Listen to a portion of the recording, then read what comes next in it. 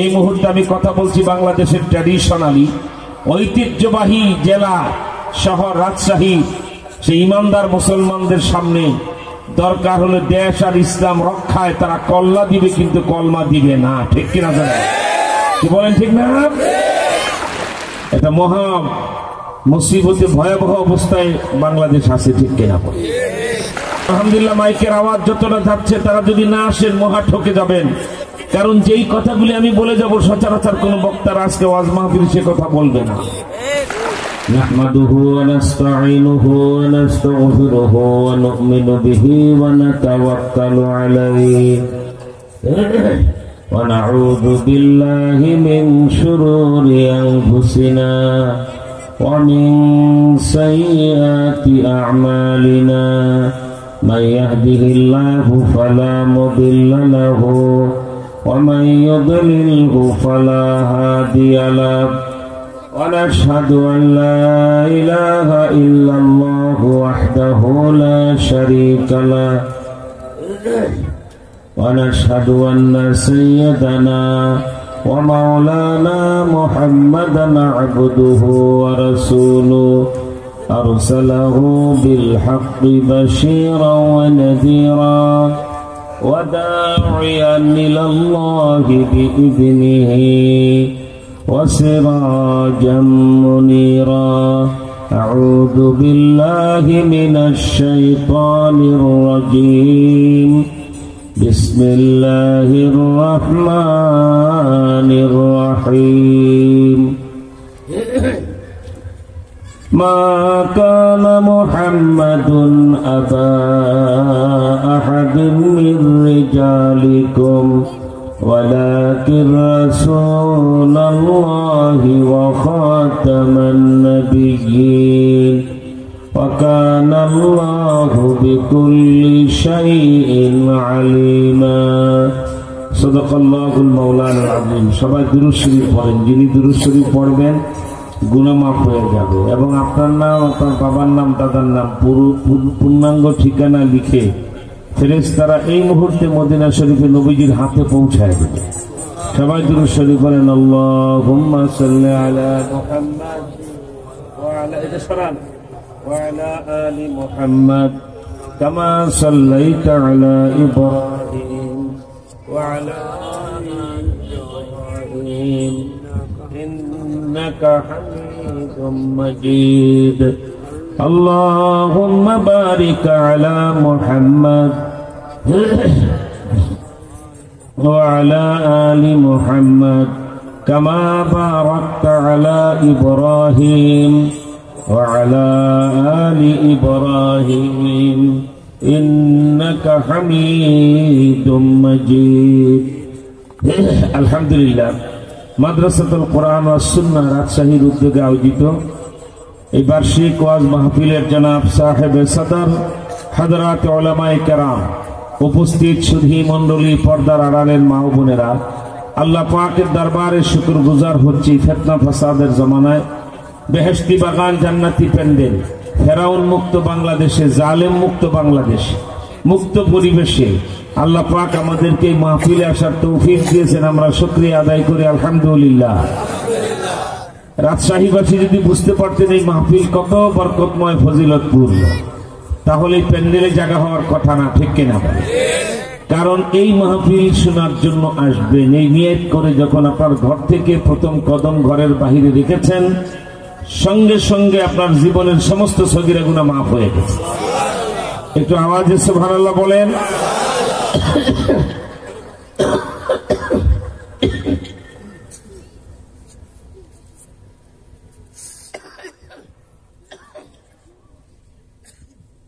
এর পরের যে কদম আপনার ঘরের সামনে রেখেছেন, সেই কদম আল্লাহর বেহেশতের ভূমিতে যায় পড়েছে। তারপরে যতগুলি কদম দিয়ে এখানে এসেছেন, প্রত্যেকটা কদমে কদমে 10টা করে নেকি লেখা হয়েছে। যখন এখানে এসে বসে গেছেন, 70,000 ফেরেশতা চতুর্দিকে দাঁড়িয়ে গেছে। স্বয়ং আল্লাহ পাক তার কুদরতি নজর দিয়ে তাকিয়ে রয়েছেন।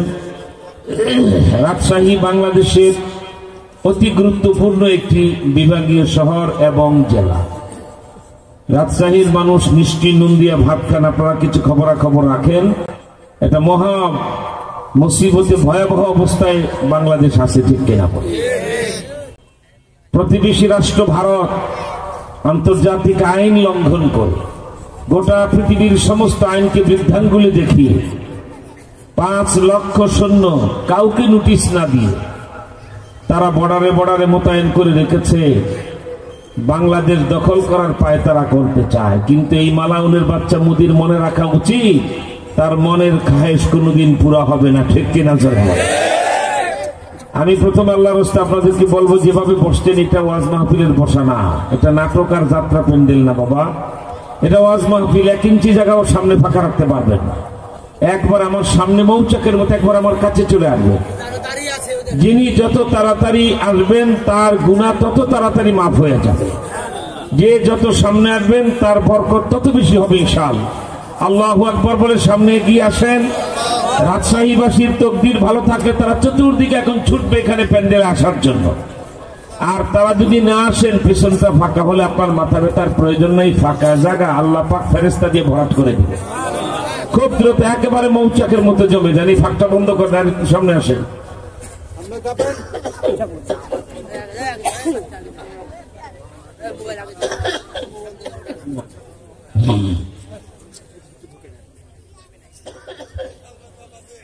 আলহামদুলিল্লাহ, সবাই ফাঁক বন্ধ করতে, ফাঁক থাকেনি শয়তান সেখানে পড়বে।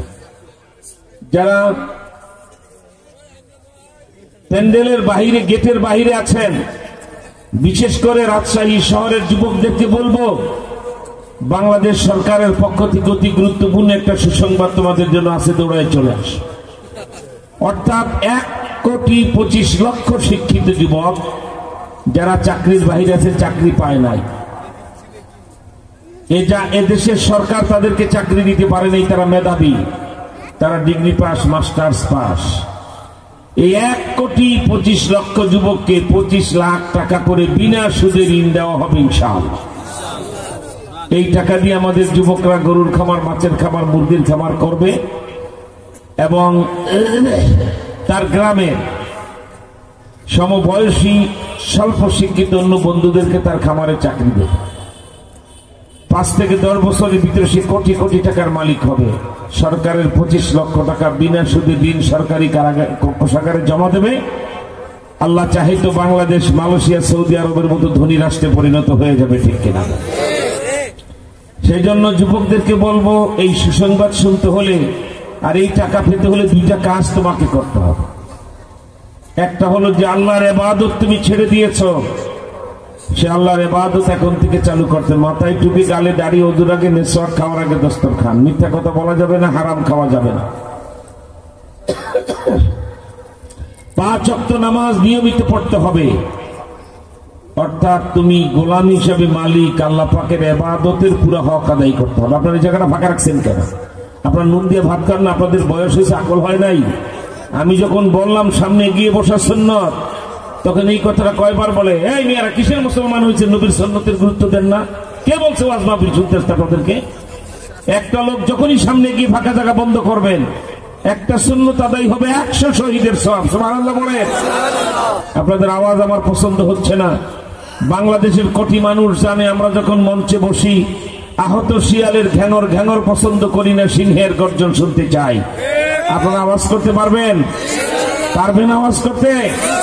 তাহলে গলাটা পরিষ্কার করে, ভালো করে পরিষ্কার করে। এবার বলেন, গায়ের শক্তি তলায় না গলায়? জবান খুলে বলেন, তলায় না গলায়? তাহলে 2 হাত মুষ্টিবদ্ধ করে 3 বার এমন ভাবে আল্লাহু আকবার বলবেন, আশপাশে যত যুবক মানুষ আছে সবাই যেন দৌড়ায় প্যান্ডেলে আসে। আর আপনার আল্লাহু আকবারের আওয়াজে যিনি 5 আগস্ট চোরের মতো পালিয়ে গিয়ে তার বন্ধু বয়ফ্রেন্ডের বুকে বসে 24 ঘন্টা আমাদের বাংলাদেশে দুধের চক্রান্ত করতেছেন, উনি ওনার বয়ফ্রেন্ড মুদির কলিজায় ভূমিকম্প সৃষ্টি করে এই আওয়াজটা যেন আল্লাহ পাকের আরশে চলে যায়, এমন আল্লাহু আকবার বলতে পারবেন? তাহলে 2টা হাত মুষ্টিবদ্ধ করে আল্লাহু আকবার বলে আওয়াজ দেন।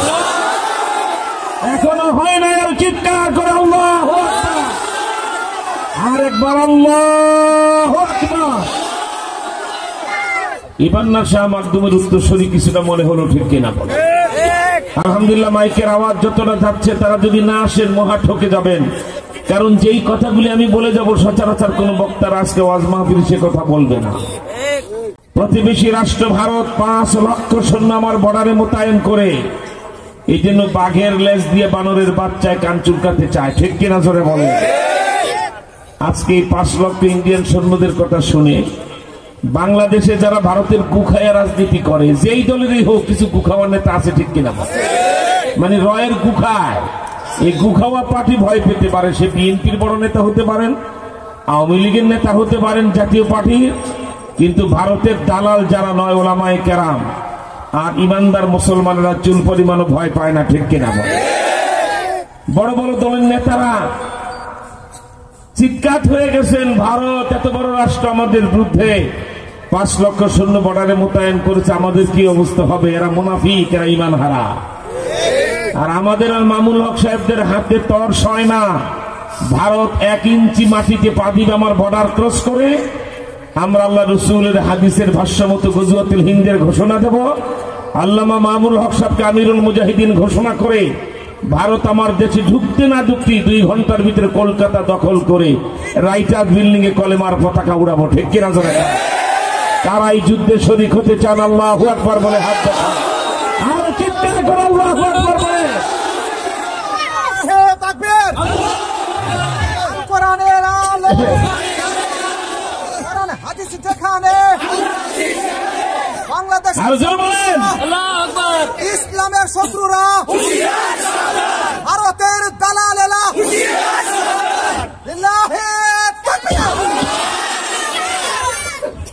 আল্লাহ তুমি কবুল করো, সবাই বলে না আমি।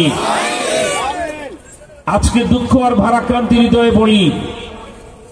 আমি গতকালকে যশোরে বলেছি, আজকে রাজশাহীতে বলি, এই জাতির সবচেয়ে বড় কলঙ্ক 18 কোটি মানুষের সবার কপালে কালো অক্ষরে এই কলঙ্কটা লেখা। সেই কলঙ্কটা কি?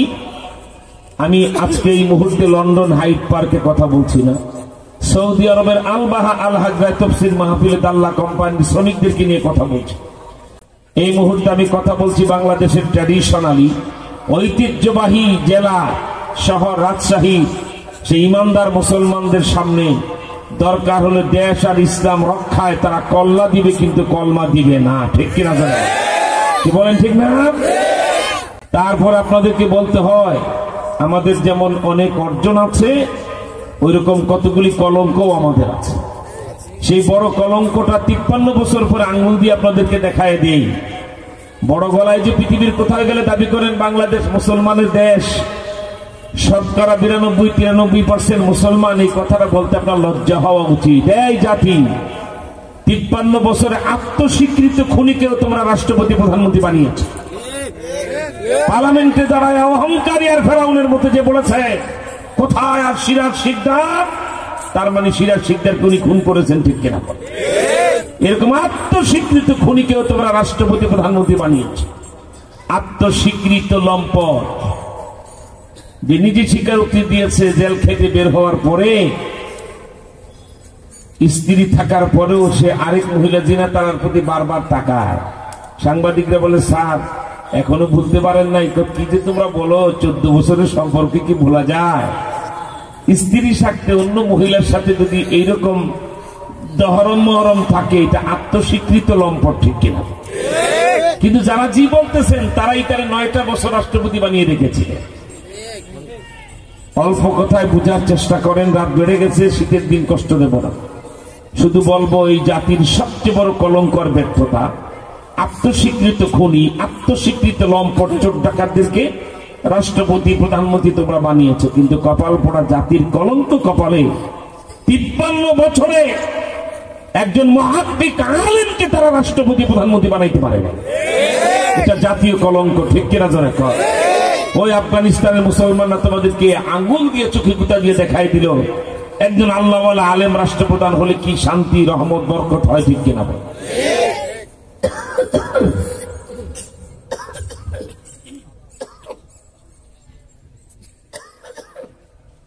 আমার ভাইরা, আফগানিস্তানের লোকেরা বাংলাদেশের মতো, এই যে বাংলাদেশে একটা অহংকারের যুগ ছিল, পাকিস্তানিরা কতটুকু শক্তি রাখে, এরা পৃথিবীর কতটা সামরিক শক্তির দেশ।